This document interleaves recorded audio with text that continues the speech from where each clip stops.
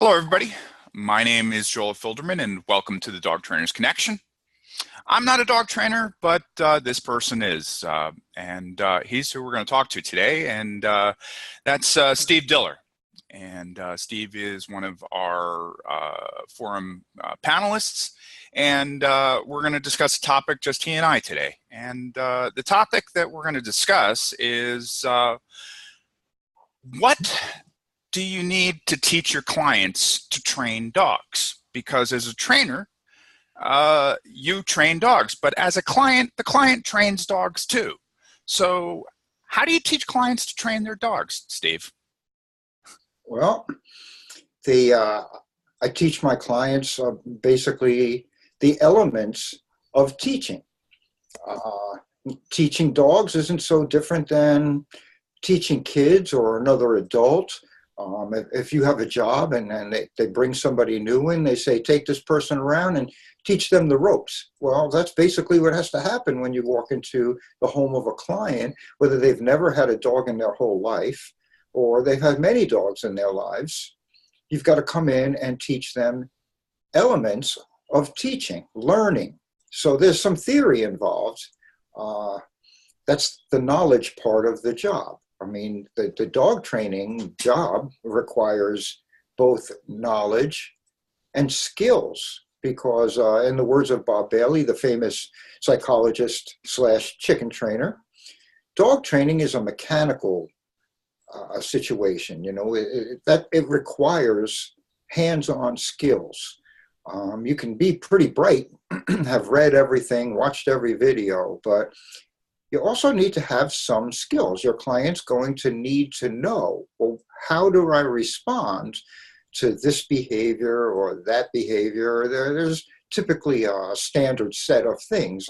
As dog trainers, I feel that we would define obedience training by some simple behaviors: sit, lie down, stay, heel, come, maybe stand. So the basics. But those are basic obedience. And then, of course, most Mm-hmm. people really want their dogs to know what off means or drop or leave it, things like this. So the question comes, Steve, how do you take somebody who's learned that and take them further? How do you get them to train their dog? That it's not just learning the obedience, learning just, you understand what I'm saying? I think so. And I think that they have to, again, we have to go back to, well, what are some of the elements? So they're the teaching elements, right? Teach about timing and motivation, things like that. But then we also have to talk about relationships because they count. Okay. Most trainers don't really, like really pure trainers, don't much speak to relationships. They speak to training exercises. How would you train this exercise? This sort of thing. I find with dogs, relationships are like a big piece. A lot of times, if a dog is comfortable, really bonded into somebody, the dog is more likely to respond appropriately. Um, with that said, the owners also need to know how to respond appropriately to the dog's behavior. They have to have realistic expectations for what the dog can do. They have to consider the character of their dog. Okay. Folks don't consider that. It's a dog. I've had dogs. This is just another dog. No, this is a dog that has a character.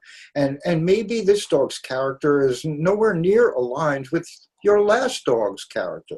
And so you may have the idea that this new dog may be trained as well, or better yet than the dog you had in the past. But who are you teaching? Are you teaching the kid that's in the front row raising his hand with the answer or looking to engage with the student? Or are you teaching a kid who's sitting in the back row looking out the window while you're speaking? So they're both in the same room with you. Mm-hmm. One of them is interested in learning and the other one doesn't even hear you. So, these are things you have to sort of look at. You have to teach people to change their own behavior. Ah, People aren't good at that. If right. something isn't working, they need to change something about the way they're going about it to help this thing become successful. a lot of times people have a very fixed idea of this is how we do it. And if it doesn't work, they get frustrated. I'm talking about trainers getting frustrated because their approach isn't working. And some of them just get harder about it. They don't change their way. They just start to dig in. This is going to happen because this has happened for me in the past. Well, maybe it has, but maybe it hasn't happened in the past with this dog, a dog with a character like this who feels differently. So if you put some canine emotion into this thing, owner emotion into this thing, because if you go into someone's home, and I've had this happen to me. I went into somebody's place with a clicker and a target stick, and the guy said to me after a couple of minutes, he said, "What's with the magic tricks?"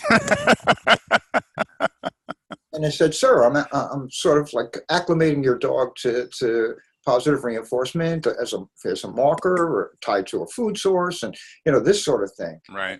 He said, "I don't like it.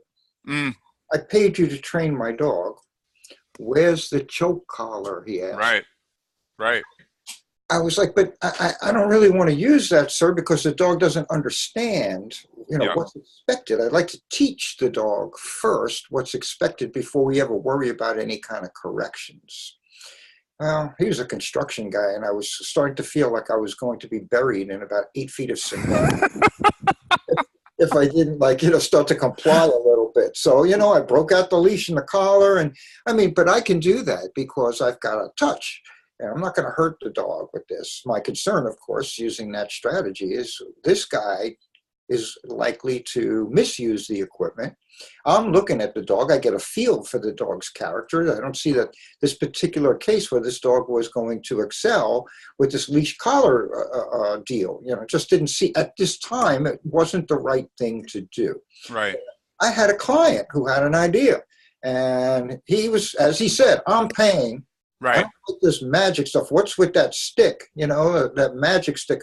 It was a difficult day for me. So let me ask you this, Steve, since we're running short on time. Are you saying that the most important thing that a trainer could have is the adaptability? That's a good way to put it. The most and teach adaptability. Teach adaptability. Right.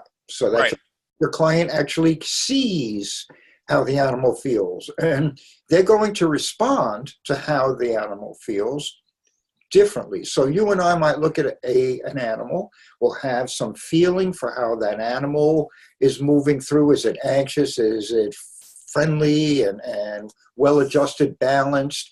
But we may, with that assessment, we may approach the teaching a little bit different. And that's fine. Just let's see how it goes. And if it's not working, change your behavior. Okay. If you're going to change the dogs, you got to change your own. And if you can't change human behavior, you're not going to change the dog. So training a client, training another trainer, it's like learn to see, really see the little stuff. Pay attention to the little stuff. And if it's not working out, put the dog away, take a walk around the block, think about what you're trying to do, and you can reapproach it later. And of course, as you always say, Steve, it's complicated. It's complicated. Thank you very much, Steve. Thanks for joining me today. My pleasure, Joe. Thank you. You, man. And if you'd like to find out more about Steve Diller, you can check out his website, stevediller.com. And thank you very much, folks, for watching. And we'll see you next time on the forum. Bye-bye now. Bye.